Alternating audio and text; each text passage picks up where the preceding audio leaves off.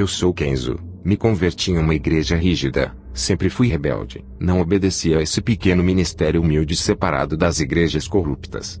O Senhor disse que iria me usar, mas eu não poderia querer fama e sucesso, porque no dia em que os homens me exaltassem, eu perderia todas as revelações que Deus me daria. Jogava bola de short junto com os ímpios. Um dia, Deus usou um vaso e me repreendeu. Ficava de camiseta regata dentro de casa. Um dia eu estava orando, e uma voz me repreendeu. Quando aceitei a Jesus, tive que jogar minhas correntes de pescoço no lixo. O Espírito Santo me incomodou. Depois de alguns anos vivendo uma vida santa, começou a nascer cabelos brancos na minha cabeça. Nesse tempo, eu já tinha mais intimidade com Deus. Quando fui pentear os meus cabelos, uma fumaça negra saía de meus cabelos. Quando eu dobrei os meus joelhos para orar, uma voz me repreendeu dizendo: "Por que queres mudar o que eu criei? Não aceita a sua natureza? Sabes que o curso natural é envelhecer e morrer." O Senhor me fez lembrar em 1 Pedro 1:24 que diz: "Porque toda carne é como uma erva, e toda a sua glória é como a flor da erva, secou-se a erva e caiu a sua flor." Em Jó 14:2 diz: "Nasce como a flor e murcha, foge também como a sombra e não permanece." Depois daquela repreensão, nunca mais eu pintei os meus cabelos. Vou confrontar vocês com o meu testemunho. Tenho sido odiado por falar a verdade. Prefiro agradar a Deus do que o homem. Não vou diminuir esse testemunho e também não vou aumentar, ou dizer coisas agradáveis somente para alisar o ego de quem está assistindo. Quero confrontar os pecados ocultos e denunciar as falsas lideranças. Fui em uma igreja onde eu vi um pastor que realizava milagres e curas. Pessoas eram curadas de enfermidades incuráveis. Aquele homem assoprava, e pessoas que estavam em sua frente caíam no chão. Ele tinha grande autoridade espiritual. Onde ele colocava as suas mãos, coisas aconteciam. Pessoas rodopiavam quando ele colocava as suas mãos em suas cabeças. Seu ministério era cheio de pessoas. Eu fazia visitas nessa igreja onde esse pastor ministrava. Eu queria adotar o mesmo estilo de pregação dele, e fazer grandes sinais em meu ministério, mas eu não tinha o mesmo dom de sinais desse pastor. Seu nome é Charles Mark Bavin, sua igreja era próspera, ele vivia fazendo a obra em várias igrejas da cidade, na cidade de Denver. Eu comecei a orar a Deus pedindo o mesmo dom do pastor Charles, mas Deus não me respondia. Eu não congregava no ministério desse pastor, minha igreja era simples. Um dia, Deus usou um vaso, e disse que iria me dar um ministério próprio. Eu já era casado na época. Fui para casa buscar confirmação de Deus. Dobrei os meus joelhos. Uma voz me dizia: "Vou colocar um ministério em suas mãos. Vai ser uma igreja diferente, onde você vai congregar. Eu não quero que faça teologia. O meu Espírito Santo irá lhe ensinar assim como ensinou Paulo, e fez ele escrever vários livros do Novo Testamento. Eu lhe ensinarei de um modo como nenhum pastor ensinou.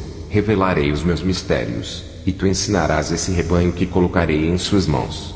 Tudo o que eu falar a ti, ensinarás às minhas ovelhas, será responsável por elas, e no dia do arrebatamento, me darás as ovelhas que lhe dei." Comece a ler de Gênesis até Apocalipse, ore e jejue.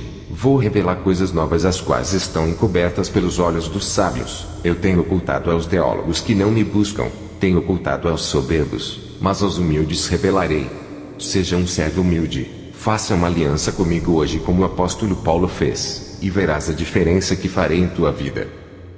E Deus me deu um ministério. Sempre mantive a simplicidade de pastor, comparado aos pastores que tinham salários altos de suas igrejas. Nunca dependi do dinheiro de igreja. Eu poderia viver da obra de Deus e viver servindo ao povo 24 horas, mas eu escolhi não sobreviver da obra para que sobrasse dinheiro para ajudar os necessitados. A obra de Deus não é para enriquecer pastor, é para ajudar os necessitados. Sou empreendedor de um negócio próprio, não sou empresário. O que eu ganho vivo com minha família, e ainda ajudo a obra de Deus. O dinheiro tem sido um grande problema para os egoístas que pensam em si mesmos, e tem aprisionado muitos que se alegam, levando à condenação de suas almas. Irmãos, eu aprendi coisas novas, o Espírito Santo me ensinava. Não posso dizer que tudo que aprendi com meu ex-pastor foi em vão, serviu para eu compreender as novas revelações de Deus. Quando eu comecei o ministério justamente na direção em que Deus me falou, eu não coloquei campanhas de milagres oferecendo tudo o que o povo queria. Não vou oferecer o que Deus não pediu para oferecer. Não vou negociar as bênçãos de Deus para ganhar almas. Eu quero que venham buscar a Deus por amor. Eu me desfiz de qualquer método humano para ganhar almas. Não estou dizendo que é pecado usar a inteligência, estratégias para ganhar almas, desde que não fira a palavra de Deus. A melhor direção é a divina, aquela que vem do céu. Tem pastores que colocam teatro dentro da igreja. Isso é coisa de filme de Hollywood, algo diabólico. Por privar o meu ministério dos planos humanos de ganhar almas, passei por lutas no meu ministério. A igreja que eu fundei estava seca, só tinha eu, minha esposa e mais um irmão. Enquanto as outras estavam cheias, vários irmãos disseram que eu tinha que chamar cantores evangélicos, preletores famosos para atrair multidões. Eu disse para o irmão, se as pessoas não vão vir adorar a Jesus, não trocarei ele por outros que roubem a sua adoração. Ele me deu esse ministério e está nas mãos dele. O irmão disse, seu ministério vai fechar. Eu respondi, se fosse o meu ministério, eu acredito que fecharia, mas esse ministério não é meu. Eu disse para o irmão, abra a palavra para mim.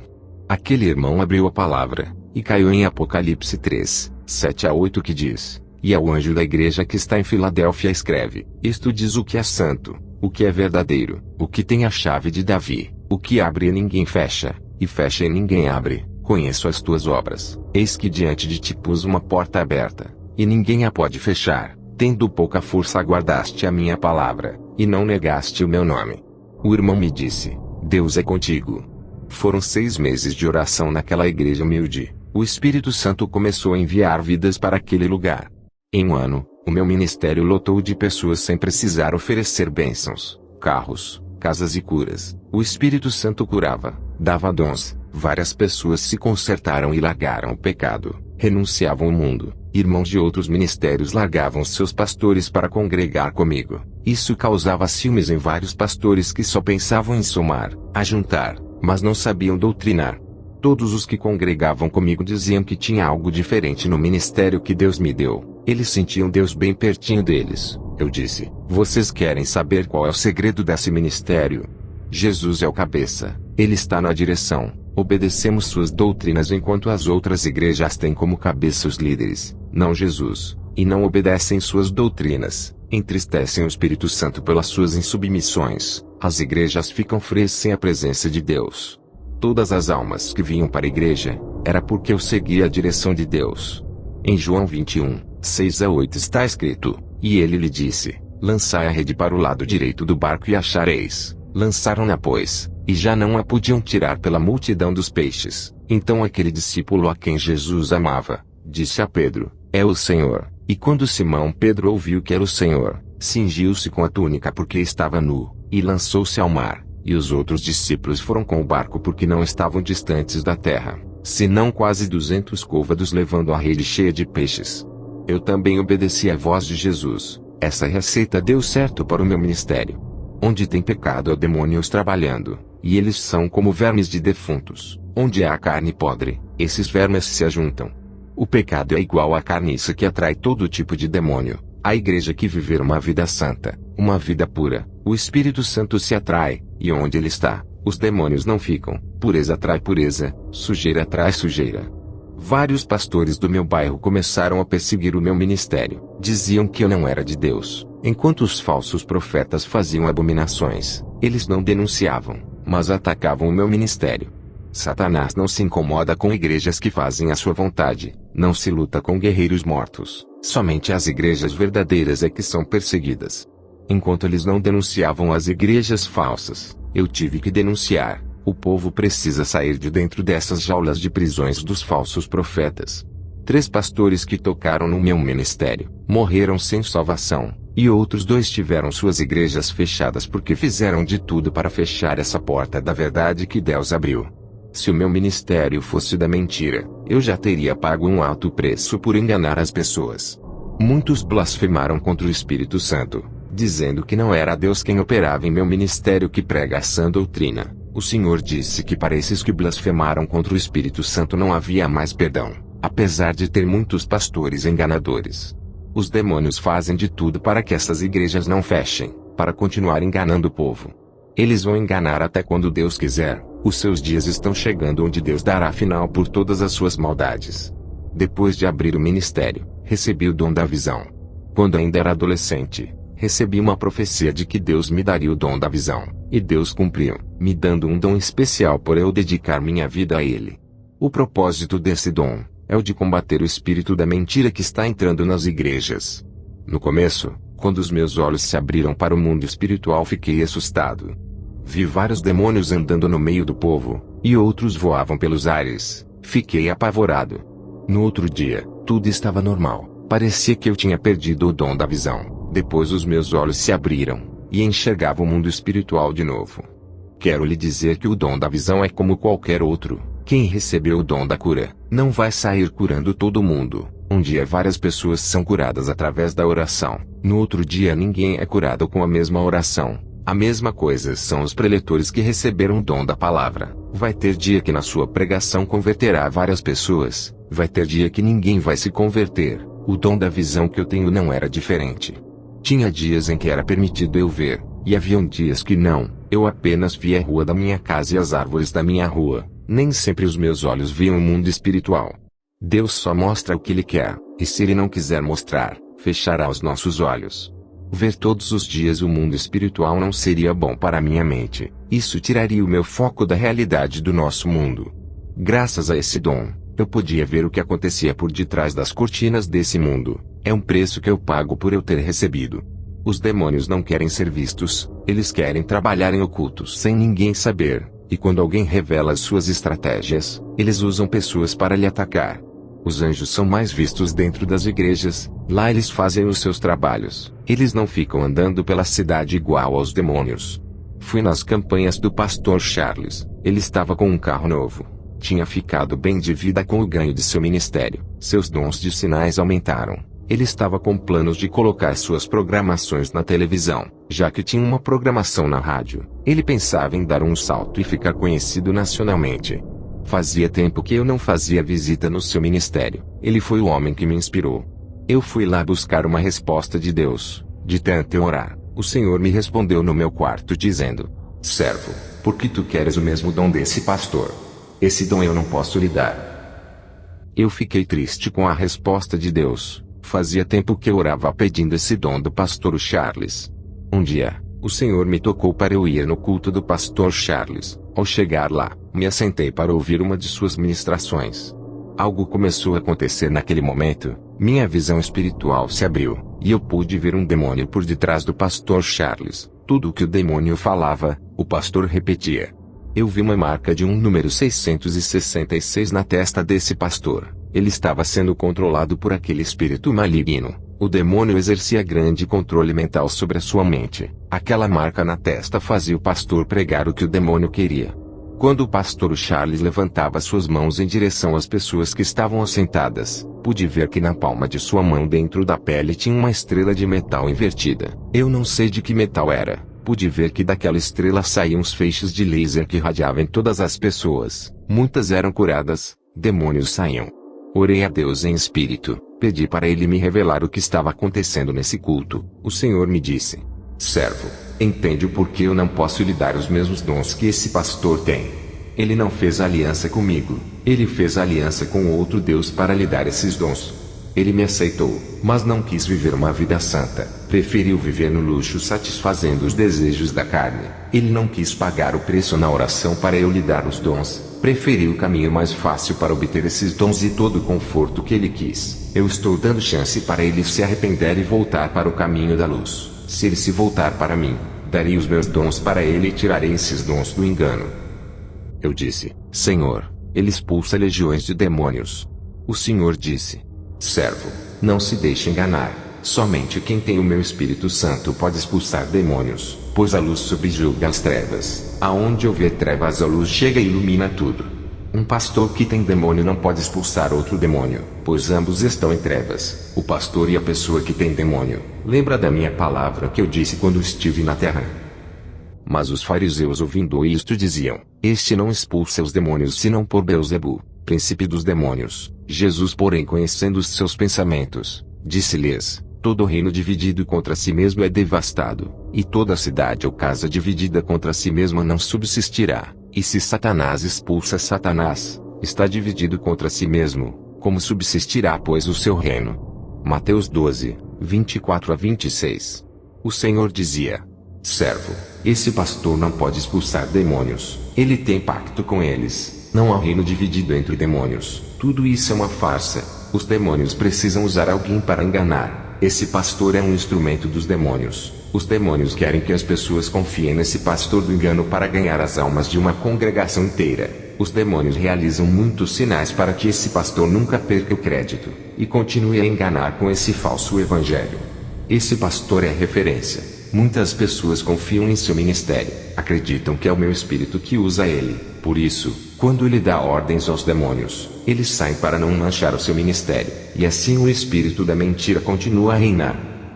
Quando a voz do Senhor falou, eu fitei os meus olhos no pastor Charles. Ele desceu do púlpito e colocou sua mão onde foi introduzida essa estrela invertida no estômago de uma mulher. Ele revelava que aquela mulher tinha câncer. Ele expulsava o câncer, via aquele câncer sair como uma bola e entrava dentro da mão do pastor. Parecia que aquela estrela que estava introduzida dentro da sua mão tinha um imã que puxava. Depois, ele colocava sua mão para orar por um homem. Aquela bola saía de sua mão e entrava dentro daquele homem enquanto aquela mulher era curada. O homem ficava com o câncer dela. Percebi que o diabo não curava, apenas transferia as enfermidades para outros corpos.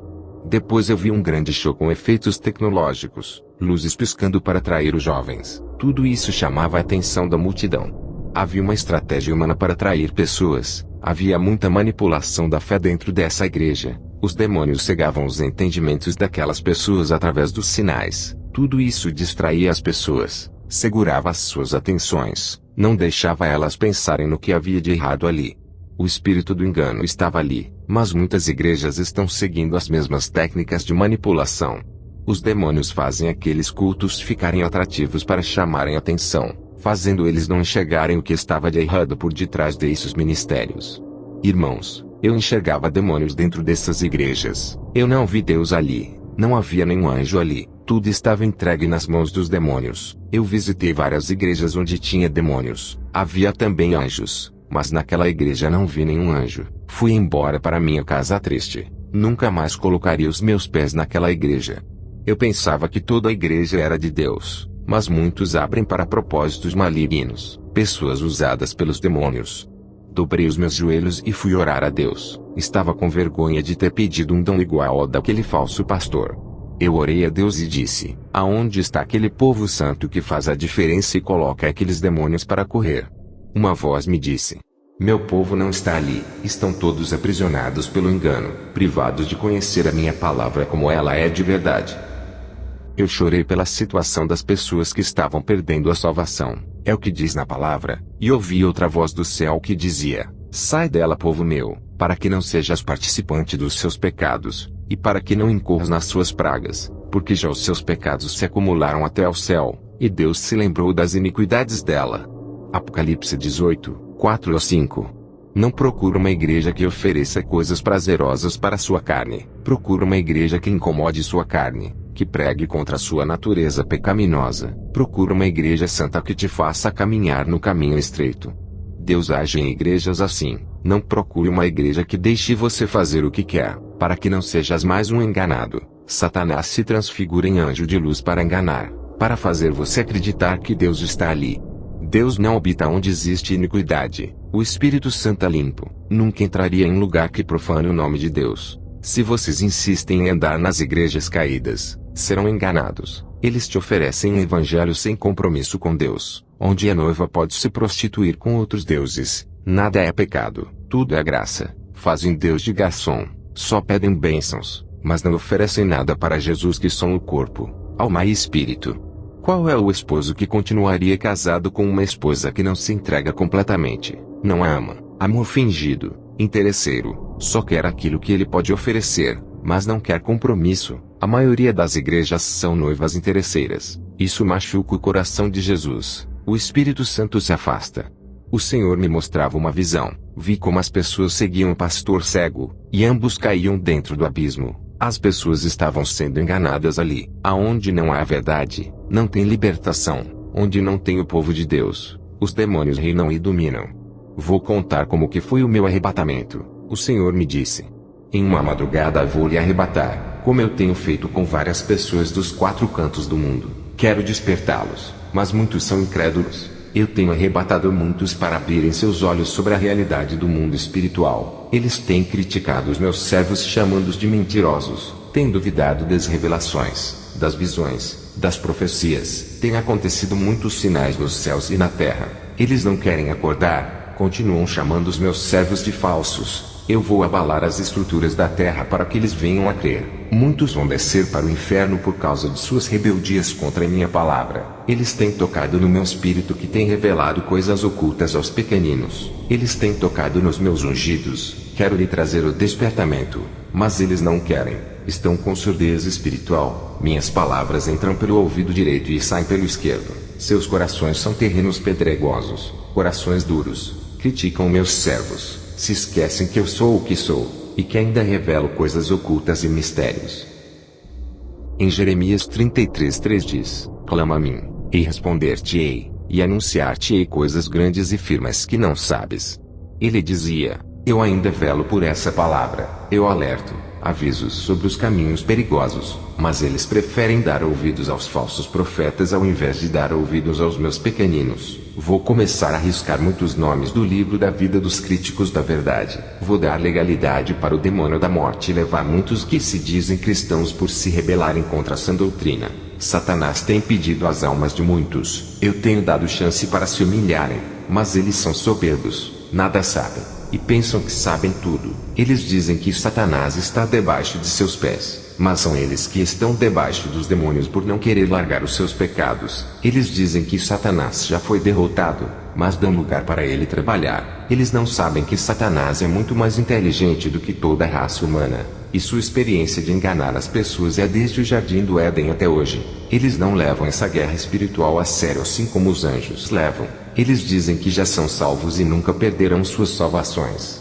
Uma vez salvo será salvo para sempre, mesmo que venha a pecar. Isso traz tranquilidade e falta de vigilância em suas vidas espirituais, e Satanás se aproveita de pequenas aberturas e entra em suas vidas. Vou te levar ao inferno, e mostrarei somente os lugares de cristãos que foram vencidos por se acomodarem em seus pecados.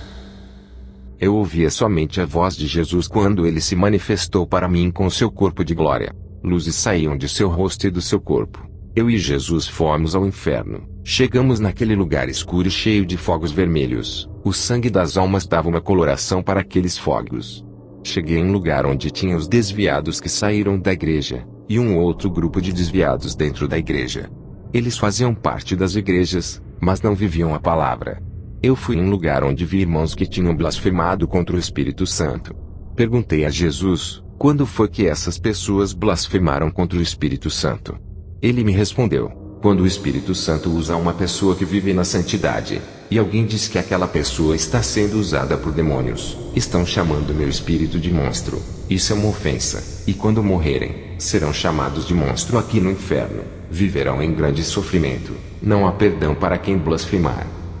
Vi pessoas católicas que blasfemaram e zombaram do Espírito de Deus, vi pastores que blasfemaram do Espírito Santo também. Jesus passou perto de um bispo, e ele pedia perdão por blasfemar. Jesus disse: qualquer que blasfemar do meu espírito, sua condenação é certa. Vi um irmão que blasfemou do meu ministério, dizendo que os demônios me usavam nas visões e revelações. Ele blasfemou do Espírito de Jesus. Eu fui em um lugar onde vi vários irmãos que andavam de short pela rua, andavam de camisa regata. Outros andavam sem camisa causando escândalos à palavra. Eles estavam no inferno. Eram pastores, bispos e apóstolos que pintavam os cabelos, faziam tatuagens, tratavam o templo do Espírito Santo como se fosse o templo do mundo. Vi pastores que usavam correntes no pescoço, pareciam rapper, usavam roupas largas, estavam no inferno. Uma irmã de salto alto pedia perdão e chorava. Essa irmã tinha um espírito de sedução, andava rebolando de salto alto. Pastores e bispos que tinham mais de 2 casamentos e estavam casando pela 3ª vez, banalizavam o matrimônio sagrado que Deus deixou, fazendo escândalos no meio evangélico. Eram crentes carnais que se divorciavam para se casarem quantas vezes quisessem, morreram sem pedir perdão pelos seus pecados e estavam no inferno. Em Marcos 10, 7-8 diz: por isso deixará o homem a seu pai e a sua mãe, e unir-se-á à sua mulher, e serão os dois uma só carne. E assim já não serão 2, mas uma só carne. Em Marcos 10:9 diz: portanto, o que Deus ajuntou não separe o homem. Fui em uma galeria no inferno, onde eu vi revistas da Sentinela, vi livros evangélicos com falsas doutrinas, livros espíritas e livros de magias, livros de doutrinas de demônios, livro escolar de filosofia. Todos esses livros ensinam ao contrário da palavra de Deus, dizendo que o homem veio do macaco, que o universo se criou sozinho, negando a existência de Deus. Isso está nos livros de educação como os de ciências, história, entre outros. Tudo para controlar as mentes igual a do pastor Charles, que tinha uma marca espiritual em sua testa. 1 Timóteo 4, 1-2 diz: mas o Espírito expressamente diz que nos últimos tempos apostatarão alguns da fé, dando ouvidos a espíritos enganadores, e a doutrinas de demônios, pela hipocrisia de homens que falam mentiras, tendo cauterizado a sua própria consciência. Satanás tem entrado dentro da teologia para cegar o entendimento. Em 2 Coríntios 4:4 diz: nos quais, o Deus desse século cegou os entendimentos dos incrédulos, para que eles não resplandeçam a luz do Evangelho da glória de Cristo, que é a imagem de Deus. Eu leio só a Bíblia, e o Espírito Santo me ensina. E demais disto, filho meu, atenta, não há limites para fazer livros, e o muito estudar é enfado da carne. De tudo o que se tem ouvido, o fim é: teme a Deus e guarda os seus mandamentos, porque isto é o dever de todo homem. Eclesiastes 12, 12-13. Livros de teologia cheios de ideologias humanas não acrescentam nada de santidade. Vê gibis de desenhos, gibis do Batman, Super-Homem, Homem-Aranha e outros. Vi variedades de gibis consagrados para entrar nas mentes das crianças, mudarem suas atitudes, fazerem elas não respeitarem os pais, virarem lésbicas, homossexuais, ficarem violentas, irem para o mundo do crime, dos vícios. Tinha conteúdos pornográficos infantil. Esses gibis de desenhos estavam cheios de dardos em cima deles. Eram pequenos alfinetes negros que entravam dentro da mente. Vi brinquedos consagrados a demônios como bonecas femininas. Existia uma variedade de bonecas que continham pequenos demônios dentro delas. Essas bonecas traziam tribulação para os lares, deixando as crianças perturbadas. Vi também bonecos masculinos que traziam demônios mirins. Fui em um lugar onde tinha vários adolescentes rebeldes que brigavam com os pais, e eles estavam ali por serem viciados em games. Os demônios possuíam essas crianças, deixando elas rebeldes. Esses demônios saíam de dentro de jogos de videogames. Muitos jovens estavam ali, tinham sonhos, planejavam futuros, mas morreram com tudo isso. Todos os seus projetos morreram ali. Que tristeza ver a nossa juventude se perdendo.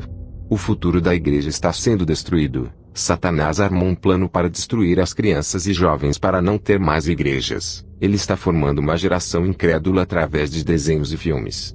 Essa geração adorará o anticristo. Eu vi todo o seu plano no inferno. O Senhor Jesus disse: conte tudo o que viu, mas aqueles que não acreditarem no seu testemunho serão os joios. Eu cobrarei desses, e lançarei os joios que lhe perseguirem no fogo. Eu arrebato os meus servos por amor. Eu não quero ver ninguém no inferno. Eu choro por cada alma que desce a esse lugar. Mas eles não querem ouvir. Eles esquecem que sou amor, mas sou justiça e pune os rebeldes. O Senhor e eu subimos para a terra. O Senhor disse para mim: quem profetizará sobre os ossos secos dessas igrejas, já que os falsos profetas não deixam os meus servos pregarem a verdade? Eles dizem que não largam o pecado porque o Espírito Santo não testificou em seus espíritos. Mas o Espírito Santo não pode testificar em espíritos mortos. Eles estão afastados de mim, longe de meus caminhos, não ouvem a minha voz, não sentem o meu espírito que está tão perto deles. Eles perderam as sensibilidades espirituais. 90% dessas igrejas não subirão, apenas 10% vão subir. Em Levítico 27:30 diz: também todas as dizimas do campo, da semente do campo, do fruto das árvores são do Senhor, santas são ao Senhor. Essas foram as suas últimas palavras. O Senhor me deixou em meu quarto onde meu corpo estava. No dia seguinte, contei na igreja onde pastoreio. Depois dessas revelações eu fiquei muito rígido, porque Satanás não brinca. O Senhor Jesus não está feliz com a situação das igrejas. Estão mortas na sua maioria. Depois eu tive uma visão. Vi vários altares quebrados. Eram poucos que estavam de pé. A maioria estavam em ruínas. O Espírito Santo me disse: o noivo não buscou a noiva ainda porque são poucas as que estão preparadas. Ele quer mais colheitas de almas. É preciso os altares serem restaurados, serem levantadas essas ruínas, para que o número de noivas aumentem. Faça essa oração comigo. Senhor Jesus, hoje me arrependo dos meus pecados. Creio que o Senhor derramou seu sangue para me salvar, deixando o seu trono de glória para morrer uma morte terrível de cruz. Sei que não tenho andado nas trilhas de seu caminho que lhe agrada, resistir às tentações como o Senhor resistiu. O Senhor é o meu Salvador e o meu Libertador, ressuscitou da morte e ascendeu ao céu. Um dia virá com toda a sua glória. Eu quero subir contigo. Eu creio que pertenço a ti. Sou seu filho e herdeiro de suas promessas. Hoje faço uma aliança contigo, igual àquela que tu fizeste na cruz. Amém.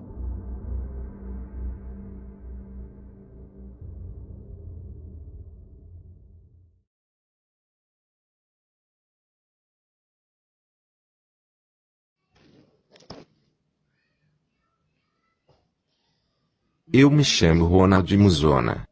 Venho em defesa de Robert Atsushi para falar a respeito dos escândalos e calúnias que a internet está fazendo por ele abominar as mídias.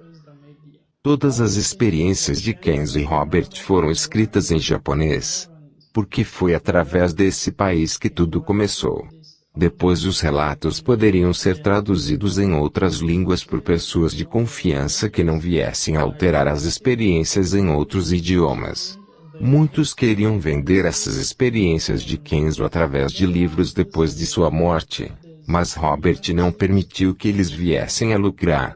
Um brasileiro descendente de japonês chamado Diogo Tanaka que mora no Japão se ofereceu para traduzir na língua portuguesa. Esse foi o primeiro idioma que traduziu as experiências do original. Diogo Tanaka queria escrever os livros na língua portuguesa para vender, mas Robert disse que não podia ser comercializado. Diogo apoiou o ministério de Robert e ganhou a sua confiança até ter alterado a primeira experiência de Kenzo. Kenzo começou o seu ministério na cidade de Timisoara, depois em Croacia na Romênia onde morou em 3 cidades desse país. Ele não começou o seu ministério em Denver nos Estados Unidos, e muito menos ter nascido lá igual Diogo Tanaka relatou na primeira experiência de Kenzo. Ele fez missão nos Estados Unidos passando por várias cidades, e teve a sua primeira experiência de arrebatamento e depois voltou. No segundo arrebatamento que ele teve ao voltar nesse país, ele tinha voltado a fazer missão em outras cidades americanas em lugares pobres. Depois de retornar ao seu lar, ele perdeu a esposa que foi embora e a sua casa foi destruída. Kenzo nunca falou em seu testemunho que nasceu em Denver, e nem Diogo afirmou isso quando traduziu. Apenas colocou que ele morava em Denver. Diogo alterou a cidade tirando as originais e colocou outra cidade, mas as visões ele não alterou quando as traduziu. Foi nos Estados Unidos que Kenzo conheceu Michael Watson e a sua irmã Kimberly, que foram impactados pelo seu ministério viajando para morarem perto do pastor se tornando seus membros. Depois da morte de Kenzo, eles ainda ficaram um tempo morando na Romênia que foi o primeiro país que Kenzo fez missão. Eles tinham esperança que mesmo depois da morte de Kenzo, a doutrina da igreja permaneceria, mas não conseguiram convencer a nova liderança, e retornaram aos Estados Unidos. O pastor Robert não está em Debrecen nesse momento, está percorrendo os países da Ásia fazendo a missão. Kenzo não é americano, ele é japonês, e nem Robert é americano. Mas ele gostava de fazer a missão levando o seu filho Robert quando ainda era criança junto com ele ao lado da sua esposa percorrendo várias cidades americanas.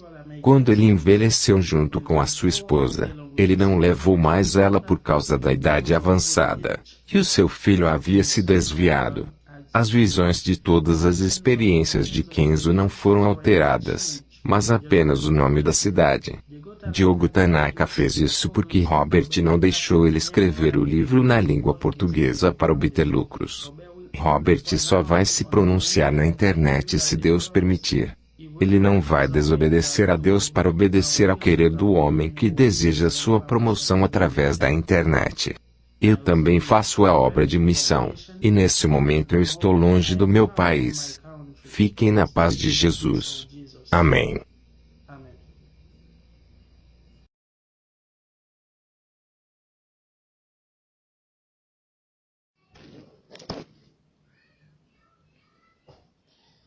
My name is Ronald Musona.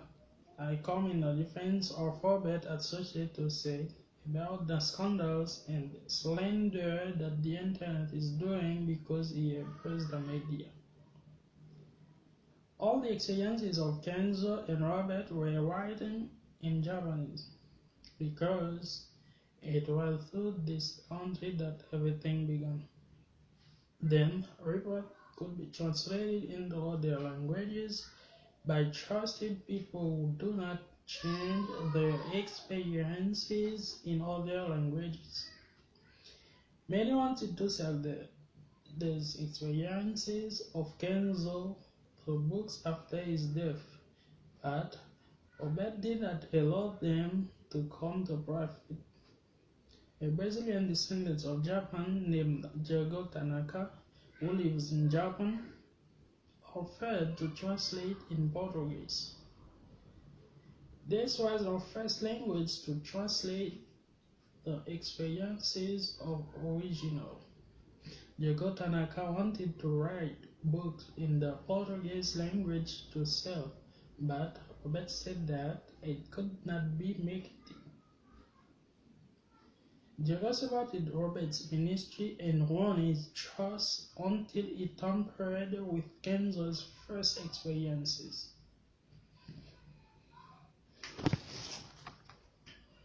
Kenzo began his ministry in the city of Timisoara, then includes in Romania, where he lived in 3 cities of that country. He did not begin his ministry in Denver in the United States, let alone have been born there, as well as Diego Tanaka reported his Kenzo first experience. He made a mission in the United States, going through various cities, and had the first experience of rupture and then returning. In the second ravage, he had upon returning in that country, he had returned to the mission in other American cities, poor places. After returning to his home, he lost his wife, who was gone, and his house was destroyed. Kenzo never spoke in his testimony that he was born in Denver. Nor did Diego say that when he translated, he just stated that he lived in Denver. Diego altered the city by taking the original and placing another city. But the visions he did not change when he translated. Was in the United States that Kenzo met Michael Watson and his sister Kimberly, who were impacted by their ministry traveling to near the pastor making their members. After Kenzo's death, they still spent some time living in Romania. That was the first country that Kenzo did mission to. They hoped that even after Kenzo's death, church doctrine would remain, but they failed to convince the new leadership and returned to the United States. Pastor Robert is not in the Branson at this time. He is traveling the countries of Asia doing mission. Kenzo is not American. He is Japanese. Not even Robert is American, but he enjoyed doing the mission, taking his son Robert as a child along with him. Alongside his wife touring several American cities. When he grew up along with his wife, he did not take her because of old age, and his son had gone astray. The visions of all Kenzo experiences were not changed, just the name of the city.